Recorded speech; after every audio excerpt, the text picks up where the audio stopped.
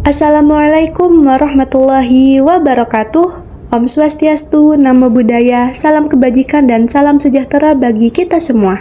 Perkenalkan, saya Alisa Nagita Zulaika dengan NIM 142250345 dari kelas EAH. Pada kesempatan kali ini, saya akan mempresentasikan makalah saya yang sudah saya analisis dari studi kasus DBS Bank, yaitu Transforming a Banking Leader into a Technology Leader. Nah, dalam presentasi ini, saya akan membahas bagaimana DBS Bank melakukan transformasi dari bank tradisional menjadi perusahaan berbasis teknologi. Bayangkan, dunia di mana nasabah tidak lagi mau mengantri di kantor cabang dan menuntut segalanya ada dalam satu genggaman ponsel. Inilah tantangan yang dihadapi DBS. Mereka menyadari bahwa pendekatan tradisional tidak lagi cukup.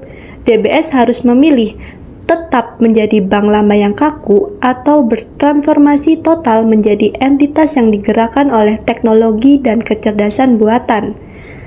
Baik, langsung saja kita masuk ke pembahasan yang pertama. Analisis yang pertama yaitu analisis transformasi model bisnis DBS Bank dari bank tradisional menjadi perusahaan teknologi.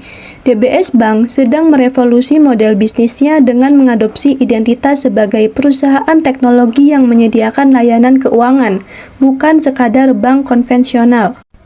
Langkah pertama DBS adalah mengubah pola pikir. CEO Piyush Gupta memberikan perintah unik. Beliau mengatakan, bertindaklah seperti startup, jangan seperti bank. Lalu mereka menciptakan identitas Gandalf yang menyetarakan DBS dengan raksasa teknologi seperti Google, Amazon, Netflix, Apple, LinkedIn, Facebook, dan yang huruf D-nya yaitu mewakili DBS sebagai pusat ekosistem tersebut. Oleh karena itu, disingkat menjadi Gandalf. Tujuannya satu, yaitu menciptakan Invincible Banking, layanan yang begitu mulus sehingga nasabah ini merasa tidak sedang melakukan transaksi perbankan. Nah, di era sekarang kan perkembangan teknologi digital itu sangat cepat dan mempengaruhi hampir semua sektor, termasuk perbankan. Karena itu, bank seperti DBS Bank harus melakukan perubahan atau transformasi supaya tetap relevan dan bisa bersaing di era digital ini. Ada beberapa faktor yang mendorong DBS Bank melakukan transformasi digital. Yang pertama, perubahan perilaku pelanggan. Tuntutan layanan serba cepat, praktis, dan berorientasi mobile. Sekarang, orang lebih suka layanan yang cepat dan bisa diakses lewat HP. Lalu yang kedua, kemajuan teknologi. Akselerasi adopsi AI, big data, dan cloud computing. Perkembangan teknologi seperti AI dan Big Data yang membuat proses kerja menjadi lebih efisien dan canggih. Dan yang ketiga, adanya tekanan kompetisi. Adanya ancaman seperti disrupsi dari perusahaan vintage yang menawarkan layanan simple dan terjangkau. Lalu yang terakhir, yaitu faktor internal dan kepemimpinan. Kebutuhan efisiensi biaya operasional dan visi kepemimpinan yang berpusat pada data. Jadi, semua faktor ini membuat DBS harus berubah agar tetap bisa bersaing. Selanjutnya, evaluasi strategi transformasi digital DBS Bank. DBS Bank menggunakan strategi utama dalam transformasi digitalnya, mencakup model operasional berbasis platform, pemanfaatan AI dan analitik data, serta reformasi budaya organisasi. Yang pertama, model operasional berbasis platform atau Platform-Based Operating Model. DBS telah menjadikan organisasinya menjadi tim-tim kecil yang mengintegrasikan fungsi bisnis dan teknologi, dengan setiap tim bertanggung jawab atas produk atau layanan tertentu. Pendekatan ini mempercepat alur kerja dengan mengurangi hambatan antar departemen, sekaligus memfasilitasi inovasi melalui otonomi pengambilan keputusan di tiap tim. Lalu yang kedua, pemanfaatan AI dan analitik data. DBS menggunakan AI untuk menganalisis preferensi pelanggan, menyediakan layanan yang dipersonalisasi, dan mendeteksi potensi risiko seperti aktivitas penipuan. Integrasi AI tidak hanya meningkatkan kualitas layanan dan efisiensi operasional, tetapi juga menghasilkan peningkatan pendapatan melalui penawaran yang lebih tepat dan relevan. Lalu yang ketiga, reformasi budaya organisasi. DBS sedang mentransformasi budaya kerjanya agar menyerupai ekosistem startup dengan menekankan fleksibilitas, inovasi, dan keterbukaan terhadap eksperimen baru. Perubahan budaya semacam itu membutuhkan kreativitas dan kemampuan beradaptasi terhadap dinamika eksternal, sehingga memaksimalkan efektivitas penggunaan teknologi. Nah, hasilnya atau dampak penerapan strategi-strategi ini terhadap kinerja telah menghasilkan hasil positif yang signifikan, yaitu dapat meningkatkan kecepatan layanan, terus biaya untuk melayani nasabah digital 50% lebih rendah dibandingkan nasabah tradisional, dan dapat mengefisiensi biaya dan pengurangan biaya operasional. Lalu peningkatan profitabilitas termasuk rasio ROE.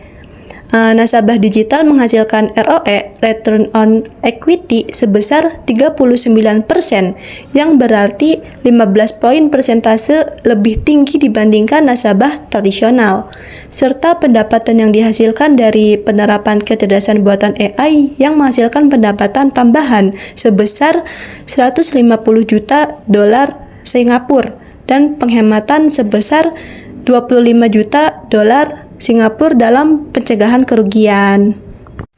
Ini membuktikan bahwa investasi teknologi adalah investasi keuntungan.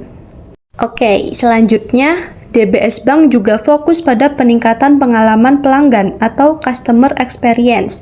Mereka menggunakan pendekatan customer journey, yaitu memahami pengalaman nasabah dari awal sampai akhir saat menggunakan layanan bank.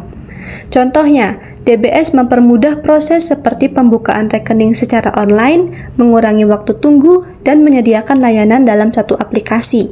Selain itu, dengan bantuan AI, DBS bisa memberikan layanan yang lebih personal sesuai kebutuhan masing-masing nasabah. Dengan cara ini, layanan jadi lebih praktis, cepat, dan nyaman, sehingga kepuasan pelanggan juga meningkat. Melalui program Managing Through Journeys, DBS memetakan lebih dari 60 pengalaman nasabah, mulai dari buka rekening hingga antrian ATM. Lalu, dengan pendekatan hyper-personalization, aplikasi bank akan memberikan apa yang Anda butuhkan sebelum Anda memintanya. DBS juga punya visi, yaitu Make Banking Joyful, yang artinya mereka ingin membuat layanan perbankan menjadi lebih mudah, nyaman, dan menyenangkan bagi pelanggan. Inilah cara DBS membuat perbankan menjadi bagian yang tidak terpisahkan dan aman dari aktivitas digital kita sehari-hari. Yang terakhir yaitu analisis integrasi elemen fintech pada DBS Bank. DBS Bank ini tidak sekadar bersaing dengan perusahaan fintech, melainkan bank ini secara aktif mengintegrasikan prinsip-prinsip fintech ke dalam operasinya. Integrasi ini mencakup dari penerapan teknologi digital untuk layanan perbankan seperti mobile banking dan internet banking, lalu optimalisasi AI dan data dalam analisis serta layanan pelanggan, pengembangan sistem berbasis API untuk terhubung dengan platform eksternal, serta kolaborasi dengan ekosistem digital untuk memperluas jangkauan layanan.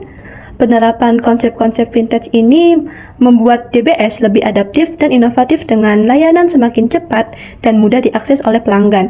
Selain itu, teknologi seperti AI dan API menempatkan DBS sejajar atau bahkan di depan perusahaan fintech, sambil tetap mempertahankan kepercayaan sebagai lembaga perbankan. Dampak terhadap bank dari integrasi semacam ini memungkinkan DBS untuk bersaing secara ketat dengan perusahaan fintech, memodernisasi dan meningkatkan efisiensi layanan, sekaligus menarik lebih banyak penggunaan digital. Sebagai kesimpulan, DBS Bank berhasil melakukan transformasi dari bank tradisional menjadi perusahaan berbasis teknologi yang menyediakan layanan keuangan. Transformasi DBS mengajarkan kita bahwa perubahan bukan hanya soal mengganti sistem IT, tetapi merombak juga budaya organisasinya. Keberhasilan ini adalah perpaduan antara teknologi canggih dan kemauan untuk terus berinovasi. Saran saya untuk industri perbankan lainnya, jangan takut beradaptasi dengan fintech dan terus tingkatkan kompetensi sumber daya manusia digital. Sekian presentasi dari saya. Mohon maaf jika ada kesalahan kata yang tidak disengaja. Semoga dapat bermanfaat. Terima kasih atas perhatiannya. Wassalamualaikum warahmatullahi wabarakatuh.